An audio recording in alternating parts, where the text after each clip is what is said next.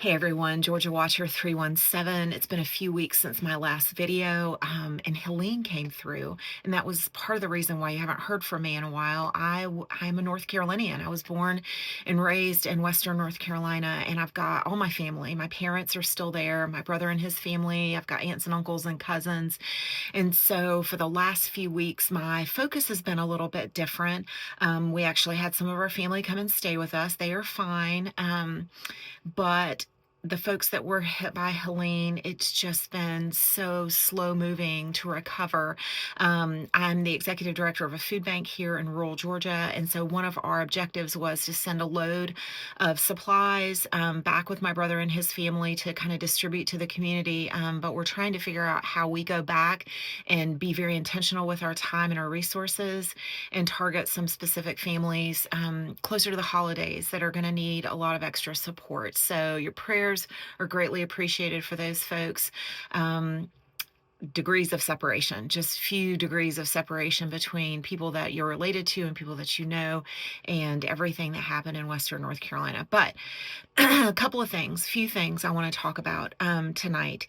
So the first is this was back in early 2021, probably March, April of 2021. I was looking back at my journal to make sure, and I have hesitated sharing this phrase that I heard coming out of sleep. It was that place between sleep and awake for me. And I hear a lot of things from the Lord, or I question, is this Lord, is this from you? And I do believe this was one of these phrases. I've thought about it a lot over the last few years. I think the time is now right because we're about a week out from the election. And so I feel like now is the time to share this. What I heard was, pay attention, November 5th, 1843. Pay attention, November 5th, 1843. And so when I woke up the next morning, I definitely, I journaled that, I put it on my phone where I do that, and then I transfer it over into a document that I have that I'm keeping, this rolling journal of things. And so that I can go back, I can reflect, I can pray about, I can think about, and all of that. So my first thing that I did after I heard that was to go just Bing. I went on to Bing, to that search engine, and I typed that date in. And there were three things that came up, two of which happened on that very date, and one thing that was surrounding that date, but in a different year.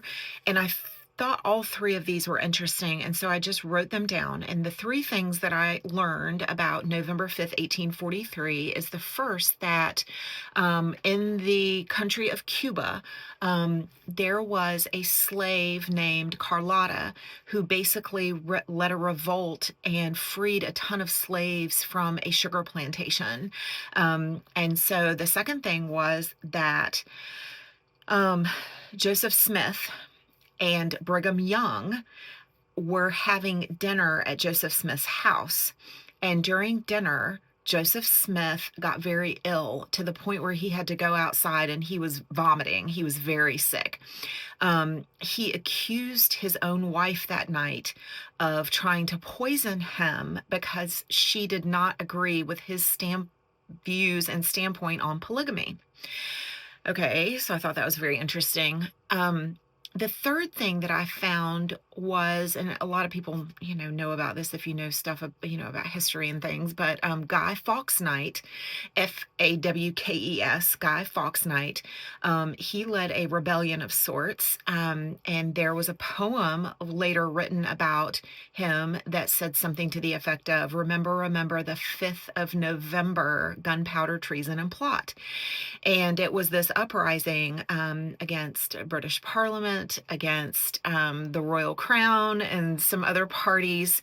But in all three cases, what I could draw between them as a conclusion was these were all uprisings in some way, shape, or form. And so they were all done in kind of different ways, some on smaller scales and some on larger scales.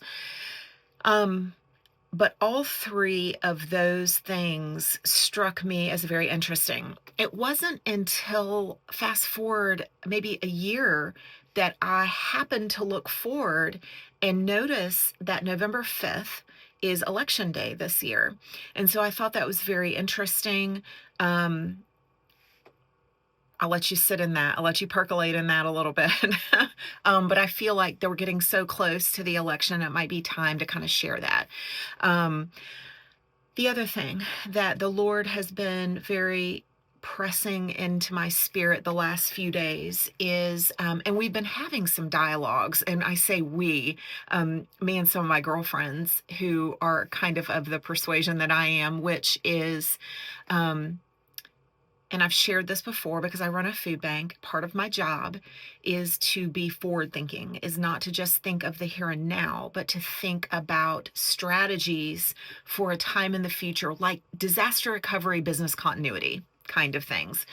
And so while we don't have perfect failover strategies necessarily, we definitely have some things in place where if there are power outages, if the network is off the grid, if we are totally dead in the water in terms of telecommunications, like protocols that we take, if we were to have like a fire at our building or something like that, that would make us have to fail over to another location, like what are our processes to make sure that we can do that?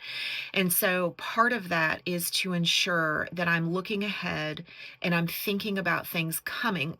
The pandemic taught us a lot in the food bank world about expect the unexpected and don't always expect the vendors that maybe you were working with being able to deliver the way that they had been in the past. And so we got really creative during that time. And so I learned a lot of things through that. And we have done some preparedness in that way based on the Lord's prompting and our obedience to Him and that.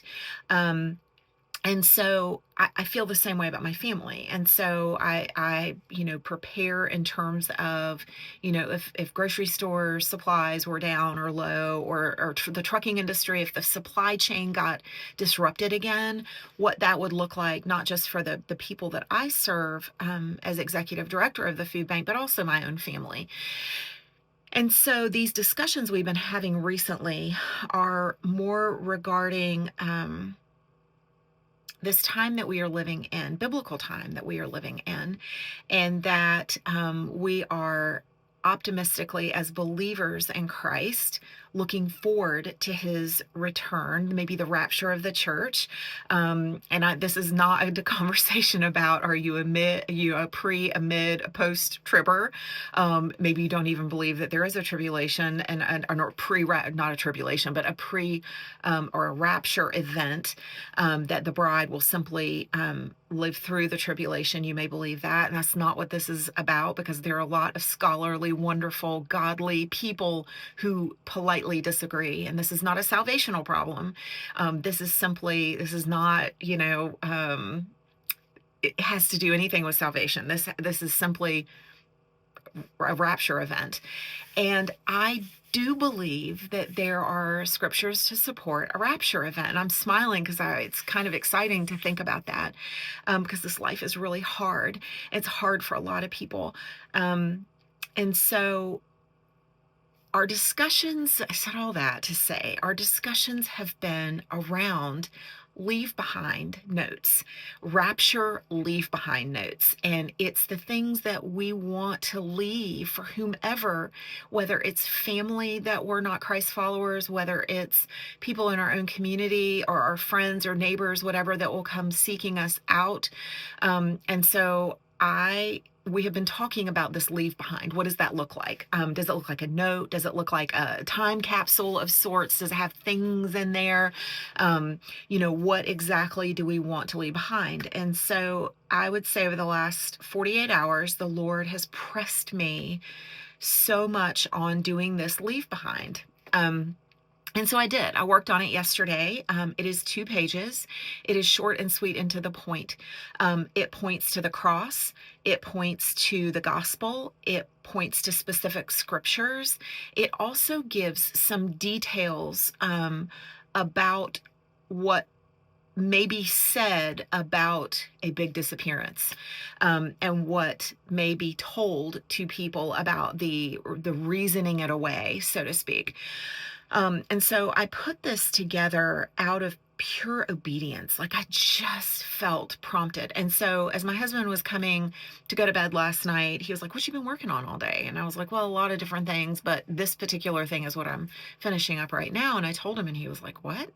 And I said, "Yeah, I feel like we're supposed to do that." And my husband has he officiated a funeral today, and so he was in the throes of doing that. He is a pastor, but that's not his day gig. He does something else. He's got a corporate job. So, but anyway, so he did officiate a funeral today. So he was very tied up with all of that. And so I said, "Well, do you want to hear my letter? Do you want me to read it to you? Or our letter? This is not just me, it's us." And he was like, "No, I don't think so." And I was like, "Okay." So I printed it off and came back through the house, and I came in the bedroom, and he was like, "All right, read it to me." And so we had gotten just a few like paragraphs down through this first page, and he blurts out, "What about our animals?" And I said, "Wait for it." Wait for it.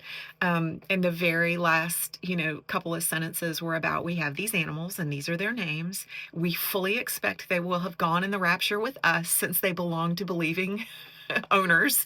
But if they didn't, please feed them," whatever it was that I said. But just information that might be important to whoever finds this.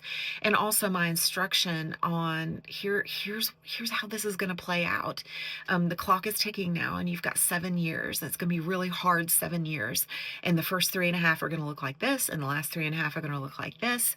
Um, so the leave behind. And so pray about that. That might be something that God has been asking you to do, and just be obedient in that.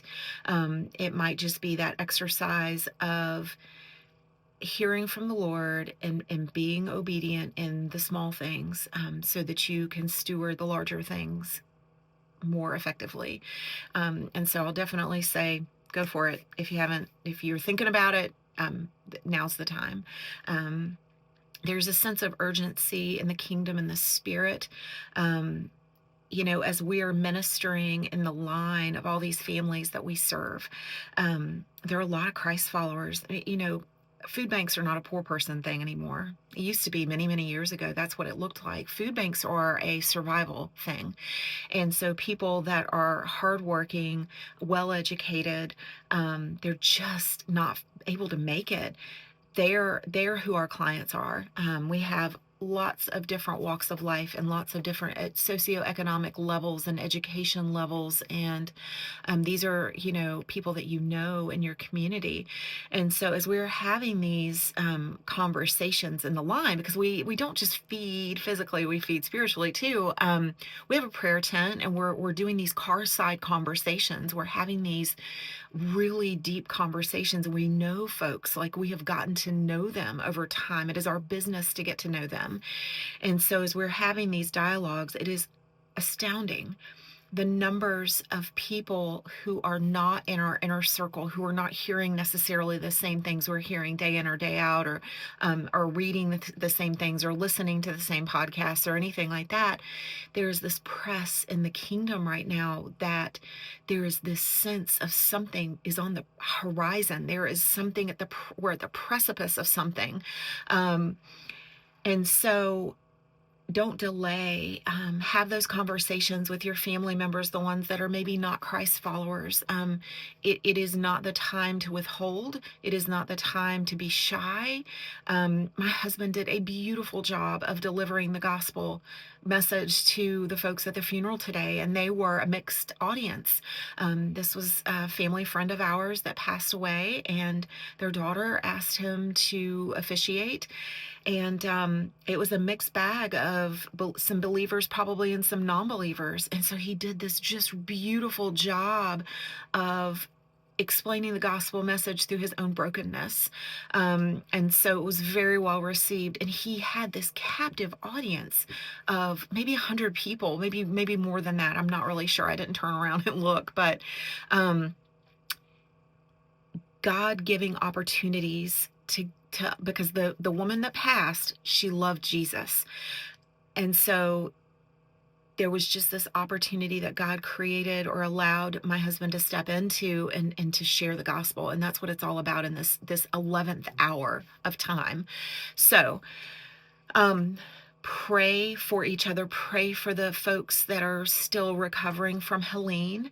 We need to just pray for each other in the kingdom, the brothers and the sisters, people that we don't even know that we are going to be with in heaven forever. Um, and so don't delay. Pray for each other. The prayers of a righteous man availeth much, and a righteous woman availeth much. Pray, pray, pray, pray, pray, and keep looking up, because he's coming, and it will come so fast. And love you guys, and praying for you, and God bless you so much, and we'll talk soon.